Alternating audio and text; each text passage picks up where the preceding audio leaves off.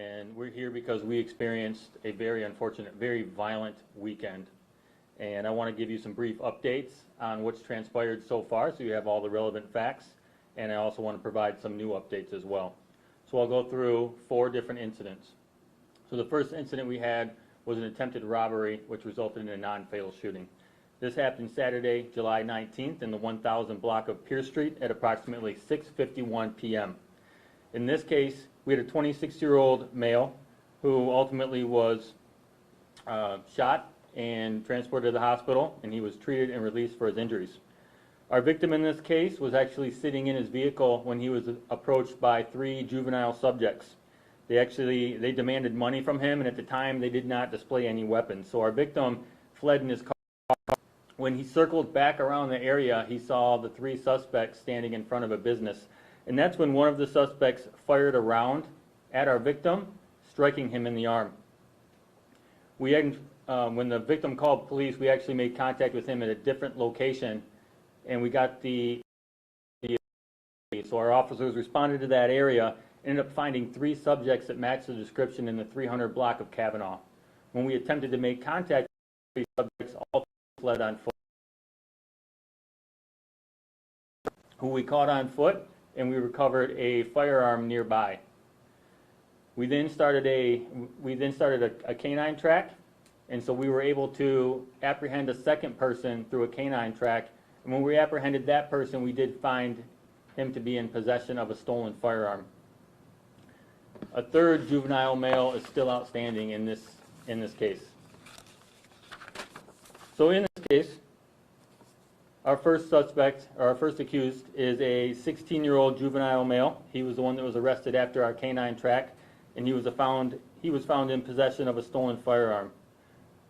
We are currently requesting charges of assault with intent to murder, possession of a stolen firearm, and carrying a concealed weapon. And he is currently lodged at the Ingham County Youth Home. The second accused in this case is a 17-year-old juvenile male. He was captured on foot when he fled from the scene, and a firearm was located nearby. He is also currently at the Ingham County Youth Home, and we've requested charges of carrying a concealed weapon. Again, we have 1 outstanding person, and we continue to investigate this.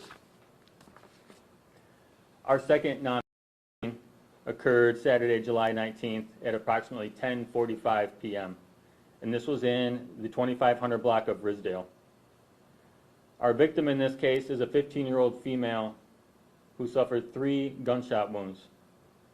She is currently in critical condition, but that she is stable and she is expected to survive. So the background on this is we had our 2 subjects who arrived at a party, and allegedly they were denied entry to the party and then started exchanging some words with other people who were at this location. That's when our accused pulled out a firearm and started shooting into the crowd. We don't believe our victim was the intended target of our accused. However, firing into our crowd, our victim was struck 3 times. The accused in this case is an 18-year-old male. Later that morning, he was located and arrested by our Violent Crime Initiative and our Secured Cities program, our SCP program. He's currently in custody, and we are charges through the prosecutor's office of assault with intent to commit murder and additional firearms violations. The second accused, who was with our subject at the time of the shooting, is a 20-year-old male who was also located and arrested by our Violent Crime Unit and SCP. This subject was found in possession of a firearm and is being charged with carrying a concealed weapon. Our 3rd violent incident over this weekend was our homicide. And this occurred Sunday, July 20th at approximately 3:45 a.m. and it was in the 3800 block of Wilson Avenue. Our victim in this case has been identified as DeAndre Campbell, a 36-year-old male, and we'll be handing out his information so that you have the proper spelling at the conclusion of this event. In this case, we initially responded to the shooting and located a victim who had been shot 1 time. Our officers rendered immediate aid, and the Lansing Fire Department arrived and then immediately transported that subject to the hospital where he did not survive. What we learned about this event is that the group was actually gathered here mourning an anniversary of another friend's death. And that's when that's when the shooting happened. Because of the amount of people at the scene, we actually called in for mutual assistance. So that's when our neighboring agencies respond and help us. So they helped us with controlling the crowd and protecting the scene security. We interviewed many witnesses at the scene, and currently we are still out looking for new witnesses and new evidence related to this case. This remains a very, very active investigation. And at this point, I have no suspect information to share with you. Our final event, a non-fatal shooting that happened Sunday, July 21st at 10:50 p.m. And this is in the 3100 block of Turner Street. Our victim in this case is a 50-year-old male who was transported to the hospital with a single gunshot wound to the arm and who was treated and has since been released. In this case, the victim and the accused were both inside of a store when the two made some comments to each other and a verbal altercation started inside the store.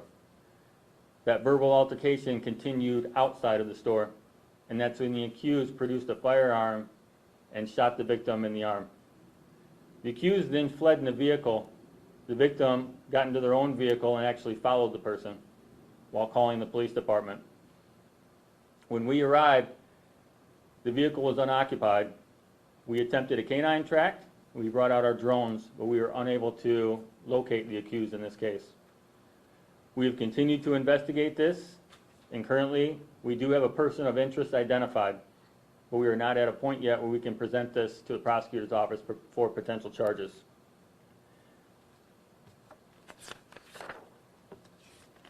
I need to note that it's still very, very early on in all of these cases, but when this many cases happen, we need to make sure that we get the facts straight to the public and to the media, and also we're providing you with updates. I expect that in the hours and days to come, we'll have more information, we'll have more facts to share with you. We still need help in these cases. So it's important that if people have information on any of the cases that I've covered today, that they call our police department, they contact us online, they contact us through social media, or they reach out to Crime Stoppers. And we'll take any information that the public. Despite this many incidents, I can tell you that I'm very proud of our police department with the idea that we have 4 people currently in custody on these charges and 1 suspect identified. And my hope is that we'll obtain additional charges. Throughout the entire weekend, members of our detective bureau, members of our police department, myself, we were in contact with our local police agency partners to include the prosecutor's office, but also our community violence groups, so that we were keeping them up to date on what was transpiring within the city, where we needed help at, and also what some of our concerns are, what they could do to help us.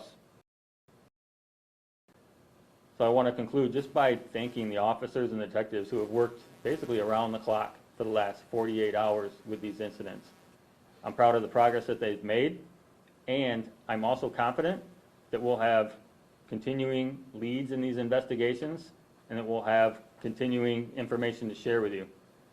Ultimately, the goal is to hold every offender accountable from these cases.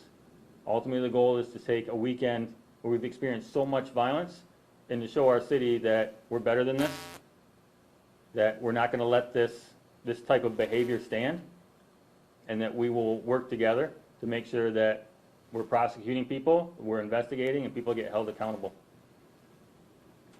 This time I want to open up the floor for any questions. I wanted to ask, what causes a lot of this violent crime? Do you guys think it's isolated incidents? Is it retaliation? What? The violence that we had this weekend is a display of so many different types of incidents we run into. We have juveniles with firearms, which is something that starts out as a robbery and turns into a shooting. We have juveniles at a party at an acceptable time that turns into a confrontation where a firearm's involved and an innocent victim gets shot while someone is firing potentially indiscriminately into a crowd. We have a homicide that erupts for At this point, we don't know the exact reason, but we know it started with the intent of mourning someone else who was lost. And then we have a homicide with a victim who is 50 years old, which just started as two people in a convenience store that started arguing, which spilled out into the parking lot, and now a firearm's involved. So these are all very, very different events, and none of them, from our knowledge, is related to each other. Quick question for you, Chief. I know you talked about, you called some of the suspects accused, and then you called one a suspect. What's the difference? How are you guys identifying specifically the one in the 15-year-old Thanks. case? I use suspect and accused interchangeably. So if Okay. I've said suspect, if I've said accused, to me, they mean the same thing. And specifically talking about the shooting with the 15-year-old girl, it was some type of party or gathering you talked about. Roughly how many people were there? I don't have the approximate number of people that were at this party. I can say that there was a crowd there, because that's the information that was relayed to me when the subject opened fire. And then we talked about the curfew for youth. I remember almost 2 years ago when the Logan Square situation happened, you were here talking about the curfew and the enforcement and everything of that nature. How is that being enforced to prevent these kids? So we still are enforcing the curfew, but it's important to note that at the time this shooting happened, this is at 10:45 p.m. The curfew would apply to people that were 12 and under.